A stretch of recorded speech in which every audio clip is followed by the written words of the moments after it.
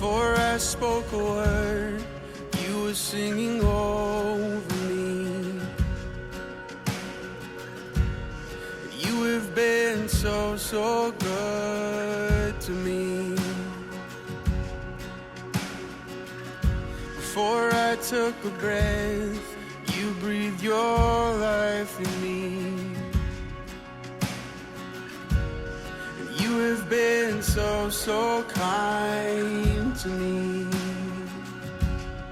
Oh, the overwhelming, never-ending. 잘 지내셨죠? 네, 네. 오늘은 우리 지난 시간에 이어서 우리 김대균 목사님이 말씀을 지난 시간에 전달해 드렸는데 너무 은혜로우셨죠? 그래서 원래 우리 원칙은 한 달에 한 번만 외부 초빙 강사를 모시는 건데 그 원칙을 깨고 내가 너무 궁금해서 내가 너무 궁금해서 못 참겠어요. 그래가지고 한 번 더 빠른 시일 내에 오시라고 해서 바로 이번 주에 모시게 됐습니다. 기대되시죠? 네. 그래서 약간 오늘은 민감한 내용들이 있어서 여러분 신앙이 좀 어리신 분이나 좀 이렇게 아직 성숙하신 못하신 분은 충격받을 수 있어서 잘 걸러들이시고요. 성령님의 보호가 필요합니다. 중요한 거는 하나님이 누구든 변화시킬 수 있다. 이게 포인트고요. 목사님의 과거 일들은 잊어버리시고요.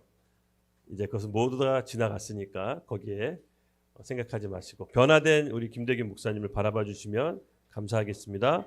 우리 김대균 목사님 모실 때 큰 박수로 환영해 주십시오. 김대균 목사님 모시겠습니다. 네.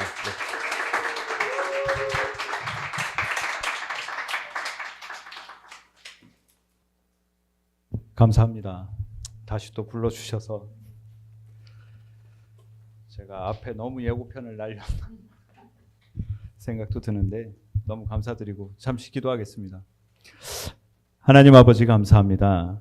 부족한 저를 하나님이 이 가운데 세우시고 하나님 제가 드러나는 것이 아니라 오직 우리 주 예수 그리스도만 드러나게 하시고 함께 말씀을 듣는 이들에게 주님의 은혜가 그리고 각 사람에게 하나님을 알아가는 깨달음이 이루어질 수 있도록 주께서 역사하여 주시옵소서.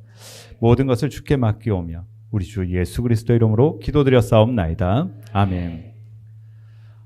제가 지난주에 하고 집에 가서 영상을 한 3번 봤는데 저도 살면서 이게 처음이에요. 뭐 이렇게 유튜브로 올리고 하는 것도 처음이라서 얼굴 없이 살고 싶었는데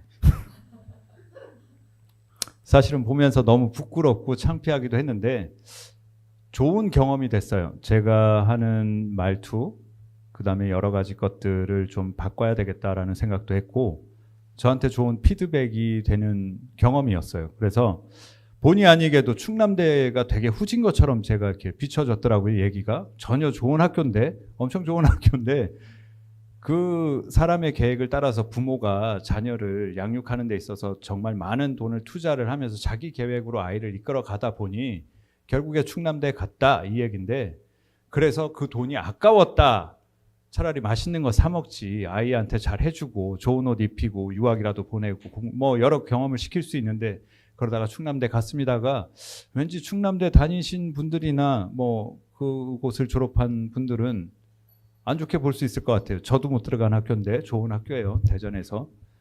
그것뿐만 아니라 여러 대학교들이 사람들이 그것을 브랜드화하고 뭐 계급처럼 나누어서 그렇지 어느 학교든 들어가서 자기가 배우고 싶은 걸 배우는 것이 가장 큰 목적이고 그것을 통해서 자기의 형편에 맞게 있는 가까운 학교도 가고 해서 배우는 거지 혹여나 그런 부분이 오해가 될까 봐 이렇게 사과 영상을 또 남겨놔야 될 것 같습니다. 그래서 사과드리고 아무튼 저한테는 처음 있는 일이고 많은 경험이 됐어요. 좋은 경험이었어요. 오늘 본문은 에스겔서 16장 4절에서 6절이에요. 다 같이 한번 읽어볼까요? 합독으로 시작. 너의 난 것을 말하건대 내가 날 때에 내 배꼽줄을 자르지 아니하였고 너를 물로 씻어 정결하게 하지 아니하였고 내게 소금을 뿌리지 아니하였고 너를 강보로 싸지도 아니하였나니 아무도 너를 돌보아 이 중에 한 가지라도 내게 행하여 너를 불쌍히 여긴 자가 없었으므로 내가 나던 날에 내 몸이 천하게 여겨져 내가 들에 버려졌느니라. 내가 내 곁으로 지나갈 때에 내가 피투성이가 되어 발짓하는 것을 보고 내게 이르기를 너는 피투성이라도 살아 있으라. 다시 이르기를 너는 피투성이라도 살아 있으라 하고. 아멘. 이 말씀의 제목을 제가 피투성이라도 살라라고 했어요. 개역 한글은 피투성이라도 살라 이렇게 되어 있어요. 그리고 모든 번역에 따라서 조금씩 다르지만 뭐 상관없습니다. 의미가 똑같이 전달되고 하나님의 본질만 전달되면 되니까. 에스겔서 뭐 이 얘기를 다 풀면 한도 끝도 없겠지만 이 16장 바로 앞장인 15장은 이스라엘을 포도나무에 비유하고 죄악으로 인해서 징계를 언급하시는 장면이 나와요. 그리고 본 16장은 비천한 가운데 하나님으로부터 건짐을 받아요. 그리고 성장한 뒤에 왕이신 여호와 앞에 그가 신부로 부름 받습니다. 왕으로 살다가 은총을 입은 뒤에 은혜를 배신해요. 그리고 나서 우상을 섬김으로 징계를 받지만 그래도 약속의 백성이라 구원의 은혜를 받는다라는 것을 전하는 게 이 16장 전체의 이야기예요. 그럼 설교는 이렇게 딱 끝나요. 굉장히 심플하게 딱 끝날 수 있습니다. 그래서 오늘 이 시간은 그 중에 첫 장면이에요. 16장에서 바로 비천한 가운데 하나님의 자비를 좀 나누고자 해서 이 자리에 섰습니다. 제가 지난번에 목사님 얘기를 하다 말았죠. 그래야 다음에 또 불러준다고. 그 얘기를 이어서 가면 신학생 때였어요. 그리고 목사님들과 봉고차를 타고 저와 같은 신학생 그리고 청년들이 이렇게 함께 이동하는 중에 목사님이 신호위반을 탁 했어요. 근데 안 잡혔으면 좋은데 그때 교통경찰이 보고 세웁니다. 그리고 그 옆에 차를 대고 섰는데 신분증 주세요 하니까 목사님이 뭐라고 했냐면 나 목사인데 라고 했어요. 나 목사인데. 저는 그 뒤에 앉아서 이게 지금 무슨 상황인가. 그래서 제가 목사에 대한 회의감을 그때 처음 느꼈어요. 나 목사인데. 그래도 그분이 꿋꿋하게 신분증 주세요 라고 하니까 너 교회 안 다녀? 이렇게 물어보니까 다니는데요. 아마 지금 생각하면 의무경찰일 거예요. 이제 교통경찰 정식으로 되신 분하고 일반 의무경찰이 같이 나오는데 그때 그랬던 것 같아요. 너 교회 안 다녀? 나 목사라니까 내 말 못 알아듣겠어?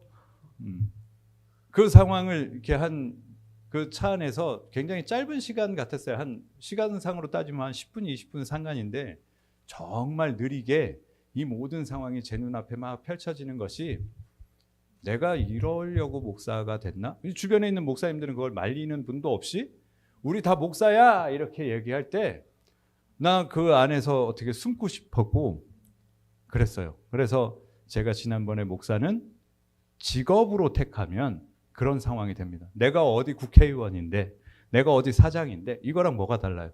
나 목사야. 너 교회 다니지? 그럼 목사는 봐줘야지. 이런 뉘앙스의 이야기들이라 그분이 뭐 작은 교회도 아니고 그나마 좀 중형급 교회에 영향 있는 교회였는데 평상시에는 그런 걸 잘 몰랐는데 그런 상황을 몇 번 그렇게 경험하고 나서는 내가 때려 죽여도 목사가 되지 말아야 되겠다라는 생각을 또 갖게 됐어요. 그러니까 자꾸 그런 일들을 보면서 내가 왜 목사를 해야 되지? 하면서 결국 어머니가 목사를 하라고 하니까 목사가 돼야 된다라고 하니 목사는 되는데 내가 이단이 될 수도 있습니다라고 얘기해요. 나 사입이 될 수도 있어요. 막 열심히 연구해서 나 사입이 할 거야. 이제 장난 삼아 또 너무 싫으니까 대드는 어투로 그렇게 했는데 그게 목사님에 대한 제 딱 그 선입견이 그때 생기고 난 뒤로 내가 목사가 되면 진실로 목사가 된다면 어디 가서 목사라고 하지 말아야지 라는 생각이 들었어요. 그래서 그때 그 이야기를 좀 하다가 말았던 걸 이어서 했습니다. 여러분 누구나 주님을 만나기 전에 각자의 간증들이 있으실 거예요. 살아온 삶이 다 있잖아요. 저는 어떤 생각을 갖냐면 세상에서 가장 큰 시련과 아픔 그리고 슬픔 어느 것이 제일 크냐라고 물으면 각자의 것이 제일 크다라고 얘기할 수 있습니다. 당신께 더 크고 내 건 작다가 아니라 모든 사람이 겪는 아픔은 자기가 겪는 게 제일 커요. 저는 장례 이런 일을 많이 한다고 했잖아요. 뭐 암 환자도 있고 뭐 여러 가지 교통사고든 뭐 여러 일들이 있는데 다 아프대요. 다 괴롭대. 그 중에서 제일 아픈 사람은 손에 가시 박힌 사람이 제일 아파해요. 이 말은 뭐냐면 내가 겪는 고통이 제일 아프지 남이 겪는 고통은 아 그렇구나예요. 근데 사람들은 야 뭐 그 정도 갖고 그래 이렇게 얘기할 때 있잖아요. 그거 굉장히 서운하게 들릴 수 있어요. 그래서 저는 당신이 더 큽니다, 작습니다 이런 얘기는 좀 잘 안 하려고 하는 편인데 충남대가 그렇게 튀어나와서 저도 깜짝 놀라서 사람은 한번 말을 뱉으면 주워 담을 수 없구나를 다시 느꼈어요. 그렇듯이 여러분들이 가지고 있는 간증이 제일 큽니다.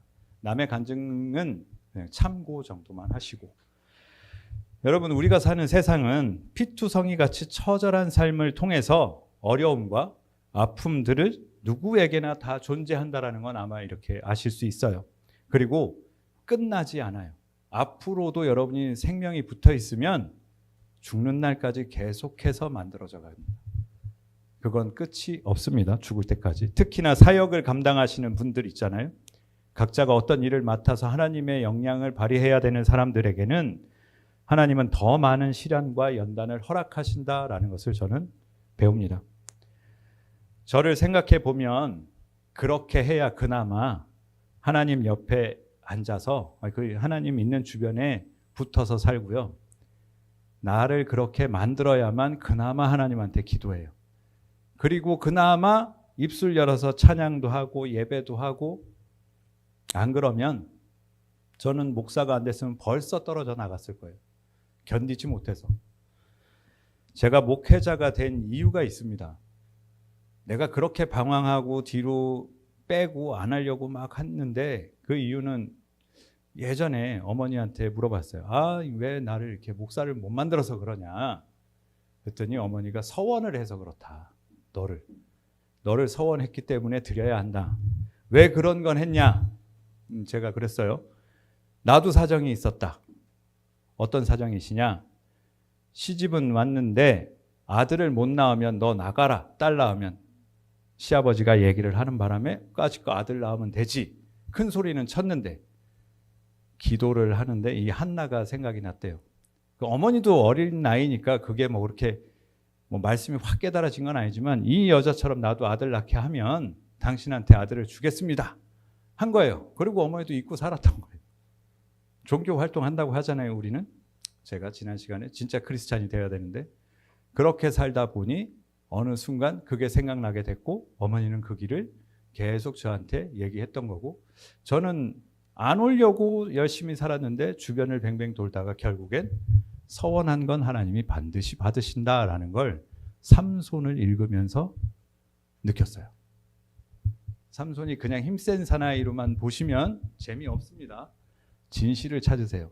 서원한 건 하나님이 반드시 받으세요. 그래서 내가 이 길을 가게 되는구나 라고 느꼈어요. 예수님을 진정으로 제가 만나기 전에는 종교인일 때 제 모습을 보면 참 가관입니다. 정말 말하기 창피할 정도로 엉망진창이었는데 그때는 하나님이 진짜 계실까라는 생각을 늘 갖고 살아요. 그러면서 왠지 모르게 범죄, 즉 죄를 범하게 되면 마음이 찜찜해서 교회 가요. 마음이 찜찜해서. 그리고 친구랑 놀든 뭘 하든 교회 안 가면 또 미안해. 그러니까 또 하나님을 찾아요. 궁지에 몰리면 하나님한테 바라는 내 모습을 계속 되풀이하는 삶을 살았습니다. 그러니까 교회만 가는 그냥 종교인 활동을 했던 거예요, 저는. 그런 사람이 나만 있는 줄 알았더니 목회자가 되고서 보니까 엄청 많더라고요. 저는 날마다 종교 개혁이 일어나야 된다라고 생각하는 사람이에요.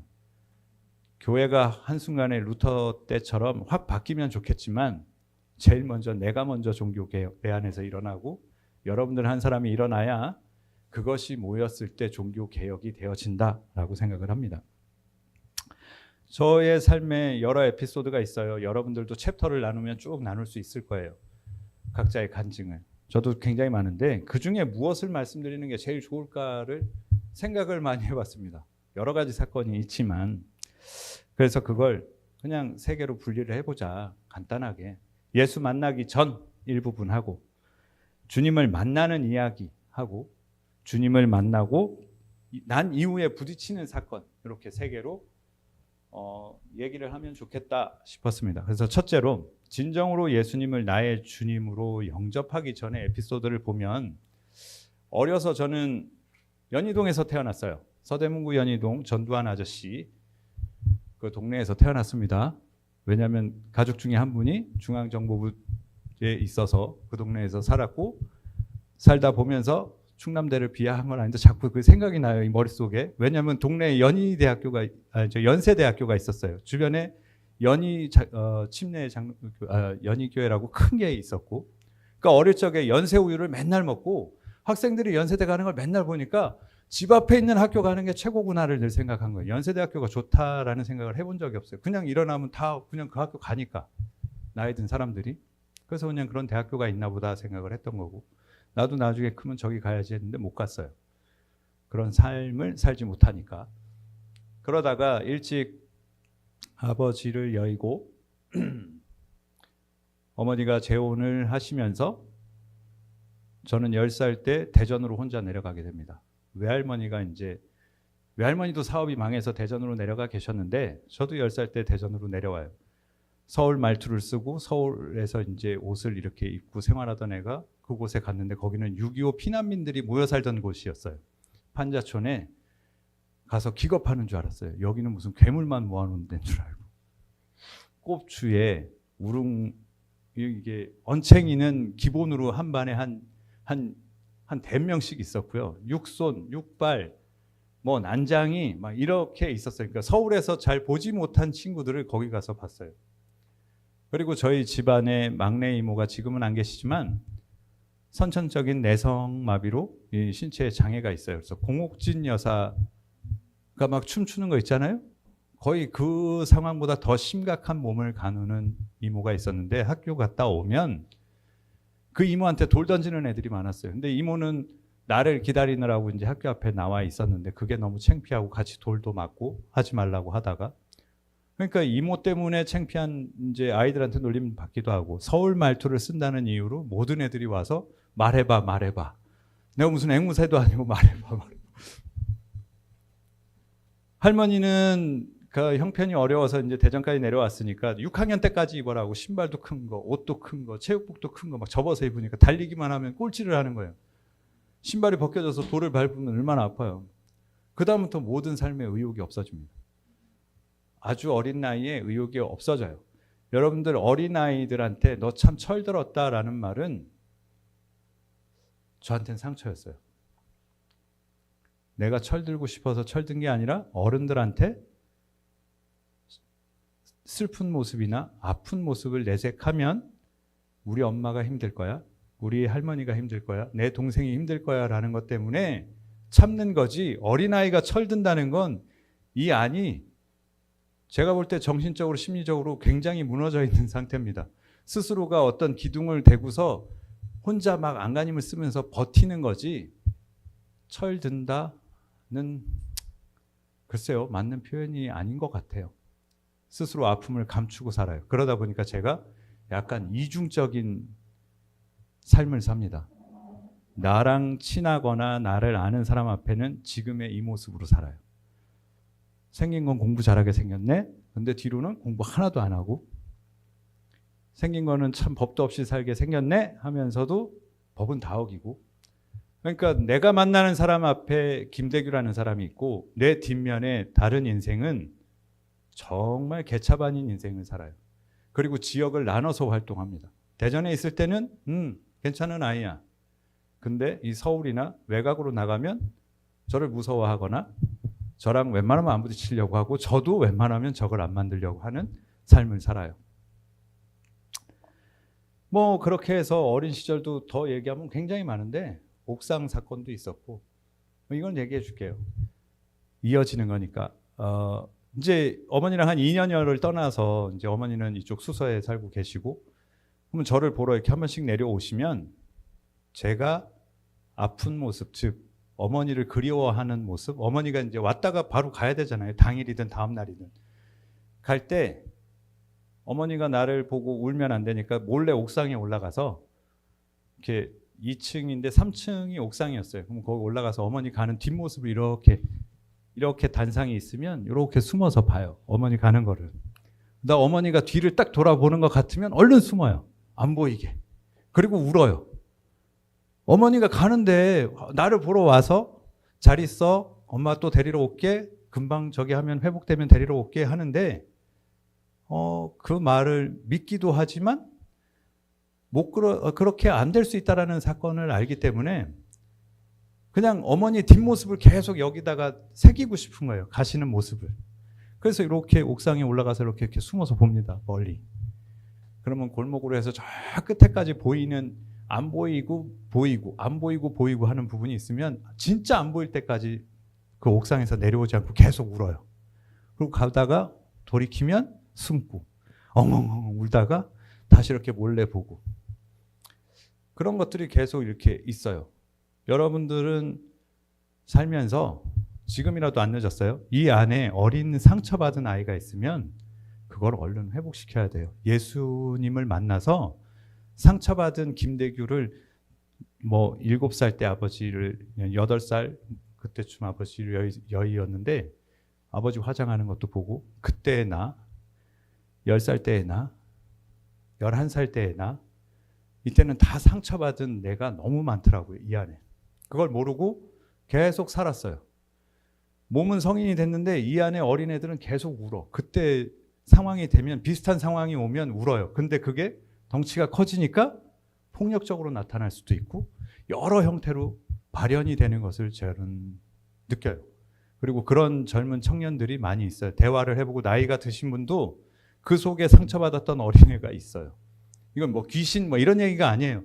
자기의 어릴 적 상처가 남아있다라는 얘기예요. 그거를 스스로가 좀 빨리 예수를 만나서 찾아서 그 아이를 같이 성장시켜서 상처를 내가 치유하고 같이 나랑 커나가야 되는데 그때 머물러 있던 일들이 40살 돼서도 터져 나올 때가 있더라고요. 40살 넘어서. 아무튼 그렇습니다. 그렇게 2년이라는 세월을 이렇게 흘러서 어머니가 이제 재혼하신 아버지랑 쫄딱 망해갖고 동생하고 이렇게. 그때 제일 슬펐던 건 동생이 같이 왔다가 어머니 손잡고 딸랑딸랑 갈 때 얘는 못 모르고 가잖아요. 나도 저러고 싶다라는 생각이 많이 들었어요. 근데 나는 좀 컸기 때문에 학교는 가야 되고 해서 그렇게 따라서 살았습니다. 그래서 이모가 장애를 가져서 놀림을 당하고 저도 놀림을 당하고 그러다 보니 어머니한테 우는 모습은 안 보여주고 싶고 그러면서 내면에 강함이 자라나는 것 같아요. 그러니까 이 강함이 옳은 게 아니라 악함이 자라는 거죠. 악함이 자라고 내 위로 선배 없어. 내 위로 후배도 없어. 이 세상에 나는 천상천하 유아 독존이다. 혼자 산다. 나한테 걸리면 가만 안 두겠다. 이게 늘 있어요. 이 안에 있었어요. 이외에도 여러 가지가 있지만 살기 위해서 돈이 필요하다는 생각을 늘 했어요. 왜냐하면 망해서 내려왔으니까. 그래서 어떻게든 돈을 벌어야지. 저는 뭐든 하면 돈을 번다고 했잖아요. 그래서 4학년 때 신문을 이렇게 몰래 나가서 신문팔이 하고 낮에 그다음에 버스 탈 때 신문 하나 주면 아저씨가 태워주고 하니까 신문도 팔고 우유도 배달해보고 그런 생활을 길게 하진 않지만 모든 경험을 하나님이 다 시키는 것 같아요. 대전역에 가서 구두 닦고 그리고 은행동을 가기 전에 홍명산과 중앙데파트라는 그 거리가 있었는데 양쪽으로 건물이 있는데 거기서 초등학교 5학년 때는 리아카 끌고 나와서 커피를 팔았어요. 지금 이런 언니 오빠들한테 키도 한 120, 130이나 됐을까요? 5학년 때 키가 굉장히 작아요. 저는 굉장히 작았어요. 지금 키는 중3에서 고1 올라갈 때 10몇 센치가 이렇게 방학 내내 찼어요. 그래서 이만큼 큰 거예요. 눈 뜨고 나서 학교 오니까 애들이 갑자기 키가 작아졌어요. 그때 많이 컸고 그전에는 정말 키가 작아서 놀림도 많이 당하고 무시도 많이 당하고 그러다 보니까 아버지가 폐결핵으로 돌아가셨음에도 불구하고 집에 어른들 담배가 있으면 학교 오락실 가서 초등학교 4학년 때부터 담배를 핀 것 같아요. 오락실에 앉아서. 일단 담배를 피면 애들이 무서워해요. 조그만 피니까. 형들은 와서 때리죠. 나보다 등치가 있고 힘 있는 사람 때리는데 나머지는 거기서부터 기선제압을 하기 시작합니다.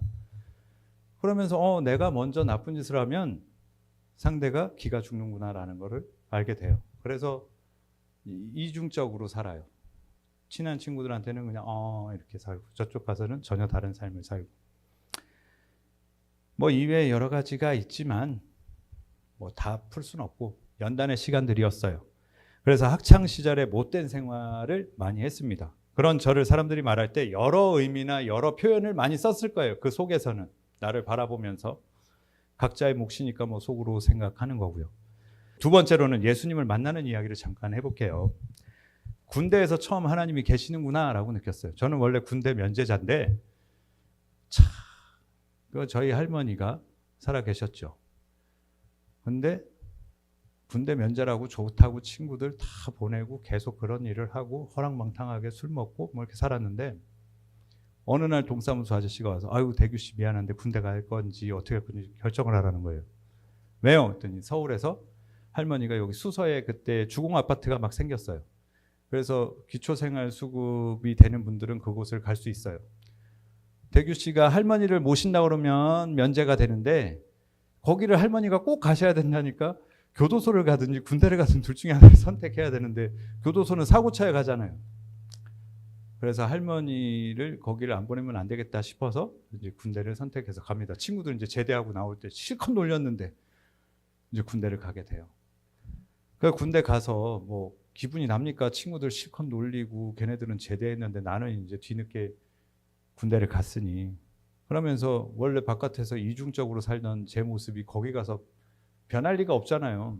고참이 괴롭히고 막 이상한 짓 하고 막 동성애는 그때도 있었어요. 군대 때 검정 비닐로 갖고 막 이렇게 노는 그게 너무 싫어서 하루는 돌멩이를 그 군대 그때는 이제 막사가 좀 좋아지기 시작해서 수세식 병이고 변기통 안에다 제가 넣어놓고 밤에 불침번 쓸 때 이등병일 때 누구누구 상병님 저쪽에서 부르는데요. 데리고 가서 거기서 돌멩이로 찍고 들어가세요.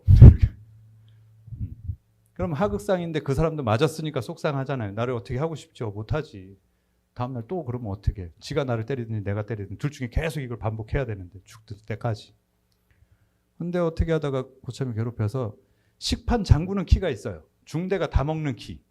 그거를 이제 하도 짜증이 나서 그 키를 갖다가 저 막사 바깥에 재래식 변기통에다 제가 갖다 집어 던졌어요. 뭐 며칠 안 먹으면 되지 이러고서 다 한번 니네 죽어봐라 이러고서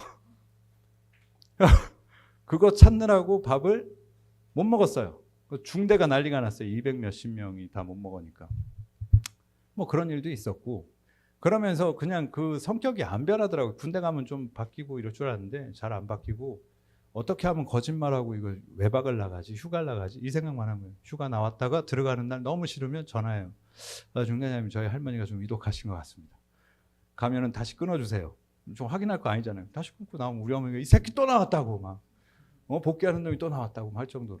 그러니까 자꾸 머리를 그런 쪽으로 쓰고 군대 생활을 엉망으로 하니까 관심사병이 되고 너무 하기 싫은데 송추에 가서 장흥하고 송추에 이렇게 그 군 시설이 있어요. 탄약을 이렇게 저장해 놓은 거기를 이렇게 중대가 돌아가면서 거기를 지키는 거를 하는데 2인 1조로 이렇게 산을 탑니다. 그래서 이렇게 돌다가 지금도 그분한테 미안해요. 피재환이라는 분인데 안동에 사시는데 그분이 이제 좀 대들기도 했고 그리고 저는 고참이 시켜서 혼내기도 하고 그러다 보니까 이 사람도 이제 감정이 일어나서 대검을 들고 나를 죽이겠다라고 하길래 내 대검을 주면서 그래 한 방에 죽여라 못 죽이면 너 죽는다 이제 이렇게 된 거예요. 근데 알려줬어요. 여기를 찌르고 이렇게 해라. 급소만 찔러야지 안 그러면 나 안 죽으면 너 괴롭힐 것 같아. 내가 그래서 근데 사람이 안 찔러봤잖아요. 정확하게 사람 죽는 데를 찔러야 되는데 안 찔러보니까 여기를 찌르면 된다는 건 알지만 방어기제라는 게 발동을 해요. 이 사람을 다 겁주는 건 좋은데 진짜로 위험해지면 안 되니까 찌른다고 찌른 게 이쪽을 찌르다가 그때는 X반도라는 거를 이렇게 탄창하고 차고 나가는데 거기를 찌르면 이 X반도는 짜임새가 튼튼해서 대검이 잘 안 들어가요.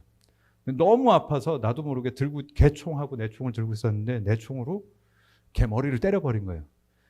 근데 한 번 때리고 끝났으면 되는데 화가 나잖아요. 나 아픈데 분명히 죽이라고 했는데 나를 못 죽여서 넌 죽는다고 했으니까 나는 내 말에 책임을 져야 되겠다. 그래서 이제 거기서 산에서 올라가다가 막 때리다 보니까 총이 없어진 거예요. 하도 때려서 총이 다 부서져서. 그래서 그분한테 너무나도 지금도 죄송한데 그 사건이 있어서 얘를 데리고 아유 그 총 부수지 마요. 이거 다 놀래잖아요. 그래서 화는 너무 났고 총은 이미 부서졌고 나 에라 모르겠다. 그러고서 이제 그 친구를 데리고 내려왔어요.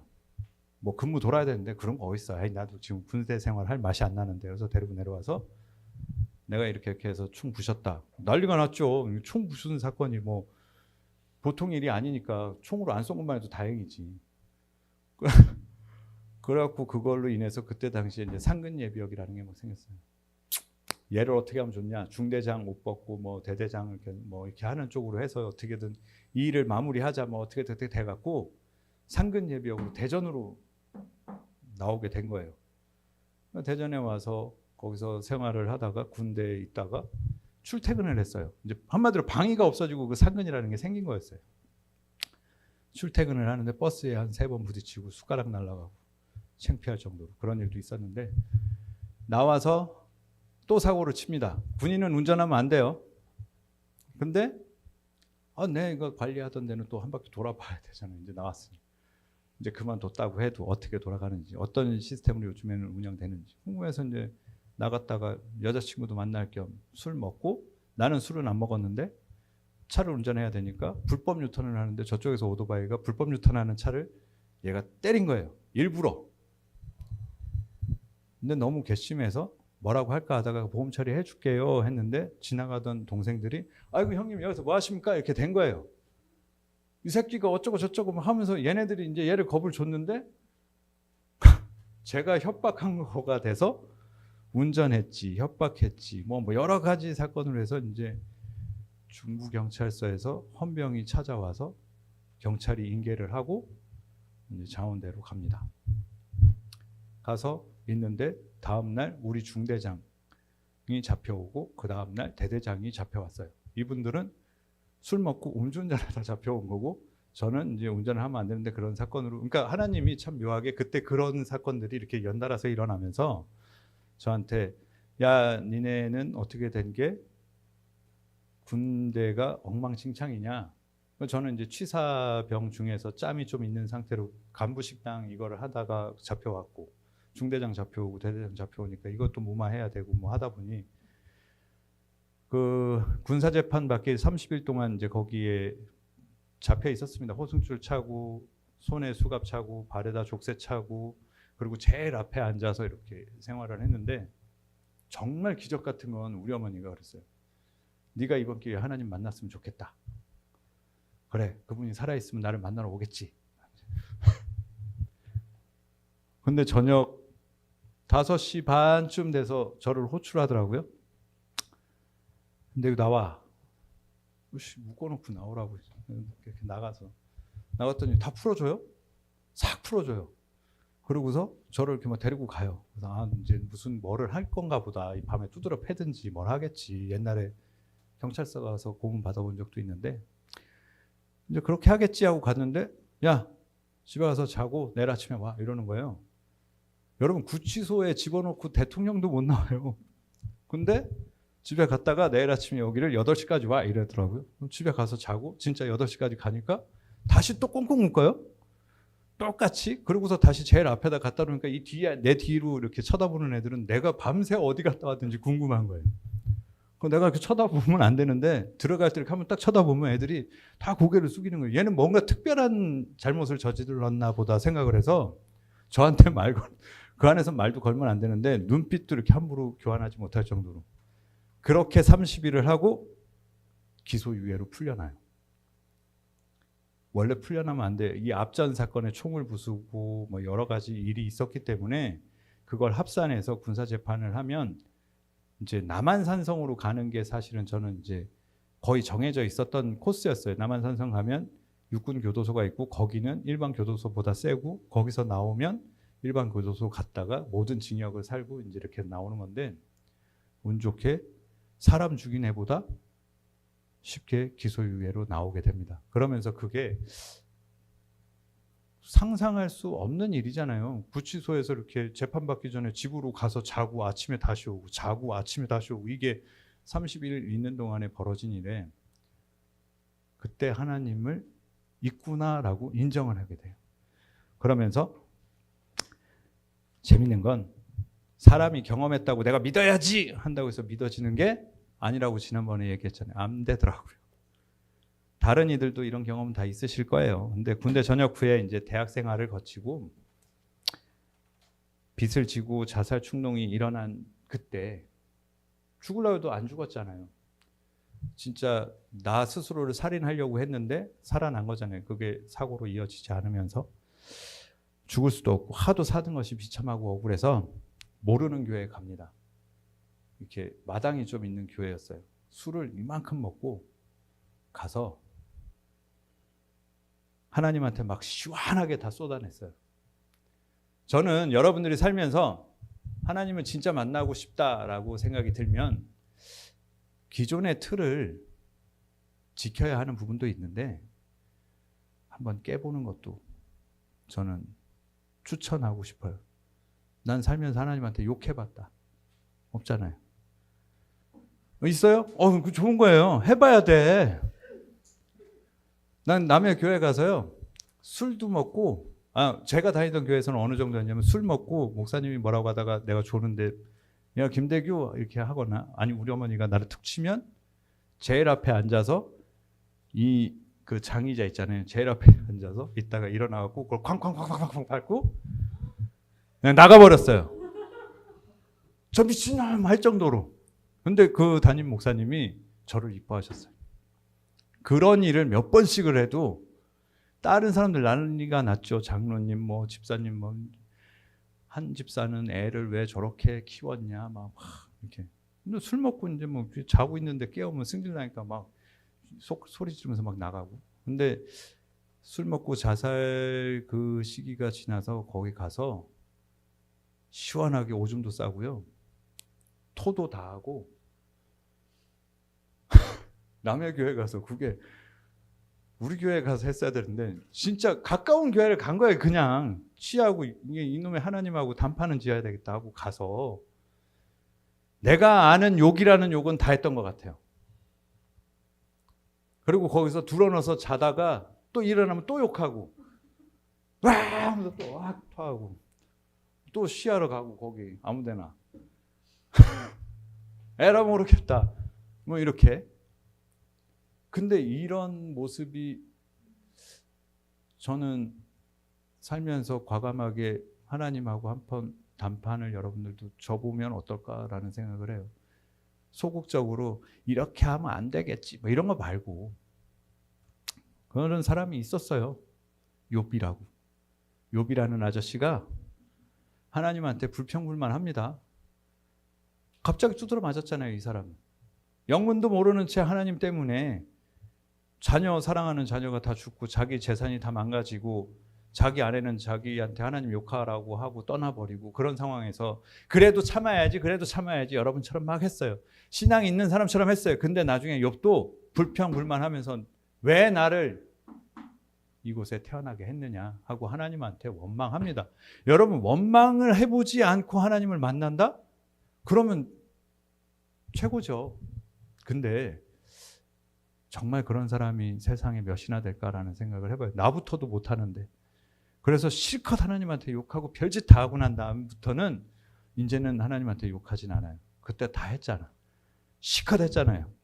그리고 내 마음대로 안 되는 거 저번에 테바 얘기하면서 내가 좌로 우로 앞으로 뒤로 갈 수 없다는 걸 깨닫고 난 뒤로는 그래도 실컷 욕했으니까.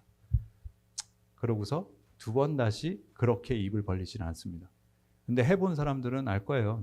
근데 그것도 짧게 말고 속 시원하게 하세요. 그래야 두 번 다시 하나님 욕하지 않아요. 불평불만도 그 다음부터 안 하게 돼요. 웬만하면. 그게 제가 이제 하나님을 만나는데 그 뒤로 신용불량자였던 제가 결혼을 했어요. 그리고 신학교 다니면서 하나님을 믿어야지가 아니라 그때부터 조금씩 알게 된 거예요. 그러면서 믿음이라고 하는 게 조금은 생겼는지 모르겠지만 그때 당시에 그거 뭐 생겼는지 안 생겼는지 모르는 그런 상태에서 마음에는 늘 갈등이 있었어요. 뭐 돌이켜 지금 생각해 보면 공사판도 가고 여러 가지 일을 하면 되는데 찾아보면 여러 일을 할 수 있었음에도 불구하고 아무 생각이 안 들도록 하나님이 저를 만들었어요. 바보 멍청이처럼 만들어서 나사가 빠진 사람 마냥 그냥 종이만 보면 좋아갖고 달려가고, 이렇게 가다가 집사람하고 이렇게 가다가도 고개를 돌렸는데 종이가 보이면 막 뛰어가서 그냥 너무 기쁜 거예요. 그 작은 종이 하나. 막 누가 책 버려놓잖아요. 이거는 로또 된 거예요. 책 버려놓고 그거 다 들고 꿈을 꾸면 어느 꿈을 꿨냐면 이놈의 거 돈방석에 앉아야 되는데 종이 속에 파묻혀서 막 수영하는 꿈을 꾸는 거예요. 막 고물상에서. 너무 좋은 거예요. 그 종이만 봐도. 그 정도로 나사 빠진 사람처럼 살았다니까요. 그렇게 10년의 세월을 멀쩡한 사람이 나사 빠진 사람처럼 살아요. 사람처럼 살지 못하고 교회 한 구석에, 어머니가 이제 그때 개척을 하셨을 때니까 한 구석에 갇혀서 그냥 이것만 봤어요. 성경책 보고. 그러면서 신학교 졸업하고 목사 안수도 됩니다. 받습니다. 그러면서도 계속 파지 줍는 환경은 바뀌지 않았어요. 그러다가 느낀 게 있어요. 그 꿈을 꾸면서 종이 속에서 막 허우적대면서 막 그 다음날 일어나서 막 나 종이 꿈을 꿨잖아. 너무 기뻤어. 다이빙을 했어. 막 난 나중에 고물상을 차릴 거야. 막 할 정도로 집사람한테 자랑하고, 막 집사람도 내가 갔는데 꿈에서 좌측으로 돌아봤더니 여기는 이만큼 쌓였고 저쪽에는 철근이 이만큼 쌓였더라. 막 이런 얘기하고 막 이럴 때였으니까. 하나님 은혜가 아니면 이렇게 살 수 없구나를 그때 알았어요. 그리고 그걸 고백하는 시간을 갖게 됐어요. 고백하게 된 것은 힘들게 파지를 줍고 또 인테리어 공사, 즉 이런 교회를 이렇게 인테리어 하는 일을 또 이렇게 배워가면서 해서 일을 했는데 그때 속으로 들려오는 소리가 하나 있었어요. 난 여러분들도 하나님의 음성이 됐든 무슨 음성이 들어봤으면 좋겠는데, 그때 음성이 들려오는데 길을 이렇게 이제 햇살이 잘 비치는 날이었는데 걸어가다가 딱 한마디였어요. 너 많이 힘들지? 이렇게.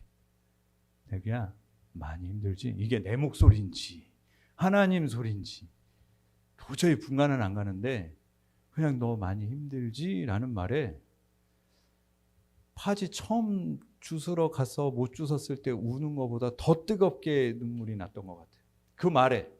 그 말이 그냥 나한테 들렸는데 전 그게 하나님 음성 같아요. 하나님은 여러분이 모르는 소리로 얘기하지 않아요. 지나가는 아줌마 아저씨 얘기가 아니라 내가 가장 잘 아는 음성으로 세미하게 들리는 것 같아요. 금방 알아채도록. 그리고 여러 말 하지 않는 것 같아요. 그냥 모든 상황을 퉁 털어갖고 너 많이 힘들지? 이 말을 했는데 그냥 길에 서서 울었어요. 그냥 막 전봇대 붙잡고 막 어떻게 몸을 할 수 없을 만큼 힘들 정도로 그 말이 뭐라고 나한테 이렇게 와 닿아서 이 속에서 울린 소리인데 그렇게 신나게 울었던 것 같습니다. 그러고 나서 지금 생각해보면 어떤 날이었어요? 왜 그렇게 울었는가 보면 생각해보면 이런 일들이 있어서 그럴지도 몰라요. 어느 날 아내가 연년생으로 이제 아이를 가져요. 둘째를 가졌을 때 갑자기 임신 중에 쪼꼬 우유가 그렇게 먹고 싶대요. 근데 집에 돈을 다 뒤져도 1,000원짜리 한 장 딱 나오더래요. 파지 줍는데 뭔 돈이 있겠어요. 실컷 주워봐야 2,000원, 3,000원 받는데 쪼꼬 우유는 먹고 싶은데 집에 1,000원짜리 한 장이라서 그걸 사 먹어야 되나 말아야 되나를 임신 중에 이제 또 출산이 가까우니까 바깥에 못 나가니까 그거를 하루 종일 고민했다고 하더라고요. 그 얘기를 듣고 마음이 아팠죠. 내가 정상적인 일을 돌이켜보면 그때 했더라면 충분히 사줄 수 있는 쪼꼬우유 하나를 사 먹어야 되나 말아야 하는 거를 고민하는 게 2006년도였어요. 그 둘째 애가 2007년생이니까 큰 애가 2006년생이고. 여러분 2006년도 7년도에 그렇게 파지 줍는 사람이 없었어요. 별로. 나이 드신 분들도 그때는 잘 안 나왔어요. 제가 파지를 그만 줍게 된 건 동네 어르신들이 나와서 파지 줍기 시작하면서 이 일은 그만해야 되겠다 해서 안 했던 거예요. 그때 젊은 여러분들이 그렇다고 생각을 해보세요. 그런데 지금은 초코우유 보면 생각나요. 사줄까? 그러면 살쪄서 안 먹어. 이렇게 얘기해요. 그때는 그렇게 먹고 싶어서 고민했던 사람이 이제는 살찐다고 안 먹습니다. 그래서 저한테는 그렇게 힘들고 어려운 삶의 문턱에서 하나님의 보살핌으로 살았다라는 것을 인정하는 삶으로 바뀌게 됐어요. 그래서 삶의 변화를 보면서 더 이상 내가 하나님을 인정하지 않는 건 이거는 내가 스스로도 이제 안 되겠다 해서 인정하는 삶이 됩니다. 자동으로 인정하게 돼요. 세 번째로는 여전히 믿음 안에 산다면서 부딪히는 삶의 갈등이에요. 이제 제가 담임 목회자가 됐고 담임 목회자 된 지 이제 한 8년, 7년 돼가는 것 같아요. 직분을 가지고 살다 보니까 하나님의 약속이 믿어지죠. 하나님의 약속은 이제 믿어집니다. 그리고 회개하고 고백하는 삶을 여전히 살고 있어요. 근데 마음 한켠에는 아직도 사라지지 않고 남아있는 갈등이 지금도 있어요. 근데 지금은 이제 그게 많이 줄어들었어요. 그게 뭐냐면 어렵게 초코우유 하나 사 먹을까 말까, 뭐 햄버거 먹고 싶어도 못 먹고 뭘 하나 사 먹으려 해도 시부모가 다 있고 아이들도 있고 하니까 못 먹는 거예요, 아내가. 근데 그게 뭐냐면 가장의 책임, 그 다음에 목사로 살아가는 직분의 책임이 있어요. 그게 늘 지금도 부딪혀요, 이렇게. 근데 아내와 아이들을 보면서 턱없이 모자란 생활비라든지 늘 방황하는 제 마음이라든지 어느 날 살림에 좀 보탬이 되고자 해서 내가 과거에 택시 운전을 해봤다고 했잖아요. 이제는 막 다른 일을 하면 또 그렇게 나쁜 쪽으로 흘러갈 것 같아서 그냥 택시 운전이 나는 제일 맞다. 몸 쓰는 일을 하지 말자. 왜 몸을 쓰면 그거에 대한 보상을 충분히 받아야 된다는 마인드가 있어서 택시 운전을 해야 되겠다라고 얘기를 했더니 아내가 뼈 때리는 말을 합니다. 내가 목사 만들려고 지금까지 참아오고 애쓰면서 살아왔지 택시기사 하는 남편 만들려고 지금까지 살면서 버틴 게 아니다 라는 말에 한 대 받고 묵묵히 그때 그러면 2번 다시 내가 돈 번다고 말하지 않겠다. 하나님만 섬기는 사람으로 살아가려고 노력하겠다라고 아내한테 고백은 했지만 오늘도 한 교회 담임으로서 사명을 감당하는 목회자이면서 가정을 돌보는 가장의 노릇을 잘 못하잖아요. 근데 그런 나를 사람 만드는 도구로 이렇게 사용되어지고 있는 한 여자, 저희 아내의 남편입니다. 저는 집에 들어가면 또 2 아들의 아버지이기도 하고요. 또 부모님한테는 아들이죠. 그리고 형제 중에는 마디로 살다 보니까 지금 이 순간도 사실 그런 아내한테 그렇게 하지 않을게 라고 했지만 마음의 부딪힘이 멈추지는 않아요. 목사가 됐다고 해서 뭐 깨달아지고 뭐 다 통달하고 이런 건 아닙니다. 무언의 책임감이라고 할까요? 말하진 않지만 이 안에 있는 책임감이 있어요. 그래서 오늘 이 자리 서기 이틀 전에도 파묘하고 왔어요. 알바. 파묘 뛰고 왔습니다. 현재의 삶을 유지하기 위해서는 정당하게 돈을 벌어야 한다가 기준이 되다 보니까 뭐 남들 싫어하는 일이면 어때? 뭐 하자. 땅 파서. 영화 파묘 봤죠? 안 봤어요? 김고은 나오고 막 땅 파갖고 막 이렇게 하는 거. 시체 막 꺼내고 그거 하고 왔더라고요. 20만 원 줍니다. 그 파묘를 하면서 그때마다 뒤돌아보지 말아야지. 이제는 멈추어서 고민하지 말자. 그 생각을 하면서 오늘 여기도 이렇게 오게 되는 거예요. 하나님의 사람인 여러분, 하나님이 허락하신 여러분에게 주어진 삶이 있어요. 그걸 살아내기 위해서는 정말 세상에서 피투성이가 되더라도 우리는 모두 살아야 합니다. 제가 나사 빠진 사람처럼 남이 볼 땐 등신 같고 과거의 그런 모습이 안 비치는 바보 천치 같은 삶을 살 때 지금 돌이켜보면 피투성이처럼 사는 것 같아요. 그렇게 살아내야만 하는 거예요. 지금도 뭐 상처가 완전히 나은 건 아니지만 여러 가지 마음의 상처나 아픔도 있지만 돌이켜보면 세상은 하나님이 사탄한테 준 거예요. 우리가 살아가는 이 나라, 이 세상은 사단이 원래 주인입니다. 그 환경에서 여러분 환경을 탓하기보다는 그거 탓하고 있으면 시간은 너무 빨리 흐르는 것 같아요. 주님이 재림하시기까지는 절대로 우리가 바라는 세상은 제가 볼 때 안 올 것 같아요. 여러분이 바라는 뭐 이상적인 세상은 안 올 것 같아요. 그럼에도 불구하고 우리는 절망하거나 주저앉거나 나는 안 돼, 나는 할 수 없어 포기하는 심정으로 살아서는 절대로 안 됩니다. 내가 원하는 세상이 안 와도 때로는 부딪히고 깨지고 찢어지고 다치더라도 여러분 하나님께 자신이 모든 것을 쏟아내서 저처럼 한번 되돌아 보세요. 그게 안 되면 깝깝하면 한번 되돌아 보기라도 하는 거예요. 그러면서 피투성이가 될지라도 하나님 말씀을 붙들고 약속을 붙잡고 우리는 살아가는 거예요. 절대로 바뀔 수 없는 환경에서도 살아내야만 합니다. 그 모습이 남들이 보기에 어떠하든지 상관하지 마세요. 종이 꿈꿔서 막 좋다고 막 동네방네 떠드는 제 모습을 보고 이상하다고 느낄 수도 있고 그런 여러 가지 악한 일들을 통해서 살면서 남이 나를 이상하게 볼 수도 있겠지만 어떠하든지 상관하지 마세요. 남하고 나는 비교할 수 없어요. 단지 하나님이 나를 만드는 과정 가운데 살아가는 거고요. 세상이 바라보는 나는 굉장히 무가치했던 사람입니다. 그리고 추했어요. 못나 보일 수도 있어요. 근데 하나님한테는요. 세상 무엇보다 아름답고 값진 보석으로 빛나는 순간을 만드는 시간이라고 저는 생각해요. 지금 이 순간도.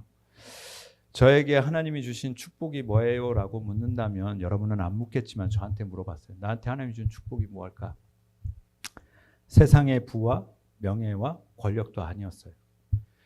지금 이루고 있는 이 가정의 모습을 허락하신 것, 그리고 세상 누구보다 친한 친구인 아내를 나한테 선물로 주신 것. 살아가면서 아내랑 부딪히고 싸우고 우리 부부는 20년의 세월을 함께 지내오면서 작년에 식탁에 앉아서 처음으로 그런 얘기를 했던 것 같아요. 대화라고 우리는 늘 이렇게 생각을 했는데 밥 먹어, 뭐 했어, 어땠어 이런 얘기가 대화라고 했는데 그건 작년에 식탁에 앉아서 얘기하다 보니까 대화가 아니더라고요. 그냥 일상적인 그냥 안부 인사 같은 거였던 것 같아요. 왜냐하면 그때 이야기를 나눌 때 서로가 죽이고 싶을 만큼 미운 날이 저도 있었고 상대도 있었어요. 그럼 그만 살고 헤어질까? 왜? 나는 미안하니까. 상대는 야 이거 가능성이 안 보일 수 있잖아요. 그래서 그만 살고 헤어질까라고 생각할 때도 있죠. 마음을 먹은 적이 둘 다 있습니다. 아이가 어릴 때는 합의 이혼서를 써놓기도 했어요. 그리고 집사람이 나갔어요. 애기 둘 놔두고 나도 에라 모르겠다 이런 때가 있었어요. 근데 한 며칠 상간으로 본인도 돌아오고 나도 제자리로 돌아가는. 근데 그렇게 대화를 작년에 식탁에 앉아서 하다 보니까 20년 살아온 걸 얘기하다 보니까 이제는 둘이 세상에 둘도 없는 찐친이 된 것 같아요. 부부라는 걸로 생각하면 뭐 정으로 산다 어쩐다라고 얘기하는데 둘이 느낀 건 이제 진짜 친구가 된 것 같다. 진짜 친한 친구가 된 것 같다고 서로를 얘기했습니다. 그리고 서로가 변화시키려고 했는데 변화시키는 것은 할 수 없구나 우리가. 근데 20년 살아보니 이해하고 사랑해 주는 거, 내가 널 사랑해 줄게 하는 거, 그것만큼은 대화할 수 있는 게 우리가 할 영역이고 나를 선하게 바꾸든 아내가 그렇게 나갔다가 다시 돌아오게 바꾸든 모습이라든지 여러 가지 나를 지금까지 만들어 오는 모습은 선하게 변화시키는 건 하나님 영역이다라고 결론을 내렸어요. 그래서 우리는 이제 찐한 찐친을 얻었다. 친구랑 대화할 수 없는 것을 서로 진짜 나누는. 그러니까 여러분에게도 분명 각자에게 허락하신 하나님의 축복이 있을 겁니다. 지나온 날들을 생각해 볼 때 떠오르는 말씀이 하나 있는데 아내가 몽골 갈 때 저한테 보낸 말씀이었어요. 욥기서 23장 10절. 나의 가는 길을 오직 그가 아시나니 그가 나를 단련하신 후에는 내가 정금같이 나오리라. 우리는 아직도 단련되는 중이고요. 하나님 보시기에 어리고 약한 존재입니다. 죄범한 영혼으로 비천하고 불쌍하지도 않고 뭐 버림받아도 당연한 삶을 살았던 저였고요. 지금 이 순간 하나님은 우리 옆에 서서 오늘도 지나가면서 얘기할 거예요. 아까 본문처럼 내가 내 곁으로 지나갈 때 내가 피투성이가 되어 발짓하는 걸 보고 하나님이 바로 도와주지 않습니다. 내게 이르시기를 너는 피투성이라도 살라. 다시 이르기를 너는 피투성이라도 살라예요. 하나님 믿으면 복 주겠지 바로 이렇게 되는 게 아니에요. 살아 버텨. 살아서 버텨가 하나님이 주는 명령이에요. 여러분 중에도 지금 다양한 형태의 문제를 아마 가지고 계실 겁니다. 이제 어떻게 하시겠어요? 뭐 저와 같은 선택을 할 수도 있고 아예 하나님을 뭐 버리고 가는 사람도 있을 거예요. 하나님이냐 세상이냐를 선택할 수 있는 자유의지는 하나님이 여러분에게 다 주셨어요. 그러나 지금 필요한 것은 그 문제가 해결되는 것보다 여러분 안에 하나님의 은혜가 먼저 부어지는 거라고 저는 생각되어집니다. 우리들의 문제들이 해결되는 것보다 여러분 안에서 하나님이 기적을 일으키시는 게 필요해요. 그리고 그것은 깨달아 아는 거예요. 우리가 하나님한테 속하였다는 것을 인정해야만 합니다. 지난 시간에도 말씀드렸듯이 우리 힘으로는 아무것도 할 수 없어요. 그러나 여러 시험을 통해서 저와 여러분이 잠깐 살면서 근심할 수는 있지만 그 시간도 필요합니다. 그저 내가 주님으로 인해 기뻐하는 것 외에는 방법이 없어요. 그게 베드로전서 1장 5절에서 6절인데 제가 읽어드릴게요. 너희가 말세에 나타나기로 예비하신 구원을 얻기 위하여 믿음으로 말미암아 하나님의 능력으로 보호하심을 입었나니 그러므로 너희가 이제 여러 가지 시험을 인하여 잠깐 근심하게 되지 않을 수 없었으나 오히려 크게 기뻐하도다. 우리 다 같이 열심히 한번 살아보자고요. 피투성이가 돼도 좋아요. 뭐 하나님한테 욕해도 좋습니다. 교회 와서 깽판 쳐도 좋아요. 그게 살려고 몸부림치는 거니까. 피투성이가 돼도 살고 싶어서 몸부림치는 걸 우리는 받아줘야지. 야, 저거 왜 저래? 저 인간 저렇게 안 봤는데 이렇게 받아들이지 마시고 정말 처절하구나. 하나님하고 세상 가운데서 저 사람이 저만큼 고민하고 있구나라고 우리가 좀 받아주고 안아줄 수 있는 그런 교회가 되었으면 좋겠어요. 하나님은 우리를 향한 열정과 비전을 줬습니다. 그리고 주님을 찬양할 수 있는 입술과 기도할 수 있는 용기와 복음을 그리고 전할 기쁨을 주신 것에 대해서 여러분 감사해야 될 거예요. 제가 시간은 거의 다 됐는데 이런 찬양이 떠올랐어요. 이거 준비하면서 저의 삶을 이렇게 잠깐 되짚어 보면서 뭐였냐면 저 노래 못해요. 들어보세요. 눈 감고 뒤돌아서서 부를까? 나 가진 재물 없으나 나 남이 가진 지식 없으나 나 남에게 있는 건강 있지 않으나 나 남이 없는 것 있으니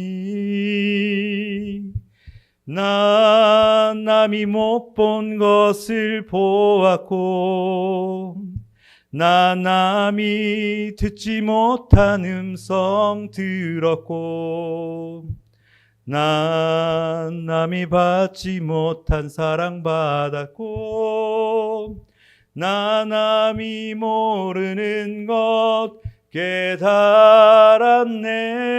깨달았네. 공평하신 하나님이 나 남이 가진 건 나 없지만 공평하신 하나님이 나 남이 없는 것 갖게 하셨네. 아멘. 저한테는 남이 없는 하나님의 약속을 기다리는 믿음은 있어요. 뭐 지식도 부족하고 다 부족하고 건강도 저는 사실은 코로나 이후로 여기 가슴에 흉터가 2개가 생겼어요. 폐 기흉이라고 하죠. 그래서 이제 점점 얘기하더라고요. 나이 먹을수록 숨이 가빠오를 거고 목소리가 안 나올 수도 있어요. 이렇게 하는데 목소리 나올 때까지는 할 거예요. 여러분 내가 모든 것을 가지고 싶은 것은 그릇된 욕망이에요. 하나님이 원하는 것은 내가 만든 것. 그러니까 하나님이 원하는 건 하나님이 만든 것을 저와 여러분이 최선을 다해서 살면서 마음껏 자유롭고 그렇게 보세요. 자유롭게 보시고 즐기세요. 그리고 평안으로 누리라고 하나님이 얘기하셨지 네가 이 세상을 가져라는 건 없어요. 여러분 하나님은 기억합니다. 우리의 모든 형편을 기억하시고요. 우리와 세운 언약을 기억하시고요. 우리가 가야 할 길을 누구보다 잘 아세요. 그 언약으로 우리는 하나님을 알게 되고 우리의 모든 죄를 용서하고 우리가 기억하게 하시고 놀랍도록 부끄러운 삶을 저한테도 주셨고 여러분 각자에게도 다 주셨을 거예요. 다시는 입을 열지 못하도록. 그게 제 말이 아니라 에스겔서 16장 62절에 23절에 보면 내가 내게 내 언약을 세워서 너로 나를 여호와인 줄 알게 하리니 이는 내가 너에게 모든 행한 일을 용서한 후에 너로 기억하고 놀라고 부끄러워서 다시는 입을 열지 못하게 하려 함이니라. 나 주 여호와의 말이니라. 아멘. 이게 하나님이에요. 우리를 시험해서 어려운 환경과 고난과 육체의 고통을 통해서 하나님이 명령을 지키나 안 지키나 살펴봅니다. 그리고 그것을 알려고 하시고 하나님은 기억하고 싶어 하세요. 그래서 기억하지 못하면, 내가 나의 부끄러움이나 내가 하나님의 만남을 기억하지 못하면 여러분과 제가 아무리 도움을 구하더라도 내 기도를 물리치는 하나님이다 라는 것을 만나게 됩니다. 그게 예레미야가 3장 8절에 내가 부르짖어 도움을 구하나 내 기도를 물리치시며, 또 예레미야가 4장 17절에는 우리가 헛되이 도움을 바람으로 우리 눈이 상하며 우리를 구원치 못할 나라를 바라보고 바라보았도다 라고 기록합니다. 사랑하는 YDP 하나교회 성도 여러분, 지금 이 순간에도 중요한 한 가지 목표는 주님이 기뻐하는 일을 하는 거예요. 그리고 바로 살려고 버티는 겁니다. 주님의 명령처럼 반드시 여러분 살아내십시오. 아무리 어려운 환경과 상황에 처한다 할지라도, 피투성이가 된다 할지라도 여러분 반드시 살아내세요. 내 형편이 어려워져도. 마지막으로 주님의 약속을 붙잡고 버티시길 바랍니다. 그리하면 하나님이 다시 보이고 하나님 말씀이 다시 보여요. 언젠가 기회가 되면 얘기하겠지만 요한계시록은 무서운 얘기가 아닙니다. 오늘의 결론이에요. 귀 있는 자는 성령이 교회들에게 하시는 말씀을 들을지어다. 이기는 그에게는 내가 하나님의 낙원에 있는 생명나무의 과실을 주워 먹게 하리라. 요한계시록 21장 7절에는 이기는 자는 이것들을 유업으로 얻으리라. 나는 저의 하나님이 되고 그는 내 아들이 되리라. 여러분 우리 다 함께 이겨봐요. 요한계시록을 볼 때 종말이다, 심판이다 이렇게 보지 마시고요. 요한계시록은 여러분 응원해줘요. 이겨라, 이겨라. 이 얘기가 요한계시록이에요. 가장 기쁜 얘기, 우리가 잘못 알아서 무서운 얘기, 종말 받을 얘기, 이러한 징조가 있으면 아마겟돈이 일어날 거야, 이런 얘기를 우리한테 겁주려고 하나님이 하시는 게 아니라 제발 이겨. 네가 피투성이가 되더라도 내가 지금 당장 뭘 해줄 수는 없지만 이겨내기만 해. 그러면 너와 내가 새하늘과 새 땅에서 살지만 반드시 나는 너의 하나님이 되고 너는 내 아들이 된다라는 약속을 요한계시록을 통해서 저와 여러분한테 이기라고 좋은 뉴스를 자꾸만 얘기하는데, 사람들은 자꾸 안 좋은 것만 찾아서 이렇게 하면 벌 받고요, 저렇게 하면. 하나님이 여러분 벌 주려고 예수 믿으라고 한 거 아니에요. 이기라고. 피투성이가 돼도 이기라고 합니다. 그러니 여러분 이길 수 있어요. 반드시 이겨내서 우리 끝까지 저 천국에서 한번 만났으면 좋겠습니다. 오직 예수 그리스도만 증거하는 삶이 되게 하여 주심에 감사드리길 바라며 우리 주 예수 그리스도의 이름으로 축원합니다. 기도하겠습니다. 하나님 아버지 감사합니다. 웬만하면 일찍 끝내고 싶었는데 마무리는 져야 돼서 하나님 이 시간 조금 더 썼습니다. 그러나 하나님 각 사람에게 깨달아 알게 하시고 하나님께서 그들에게 은혜를 더하여 주셔서 피투성이가 될지라도 우리가 사지가 다 찢어져 나가는 한이 있어도 하나님을 놓지 않게 하여 주시옵시고 반드시 계시록에 얘기하신 것과 같이 이기는 자가 되어서 세상을 이기는 자가 우리가 되게 하여 주시옵소서. 하나님의 영광에 같이 함께 서길 바라고 원하오며 우리 주 예수 그리스도의 이름으로 기도드렸사옵나이다. 아멘.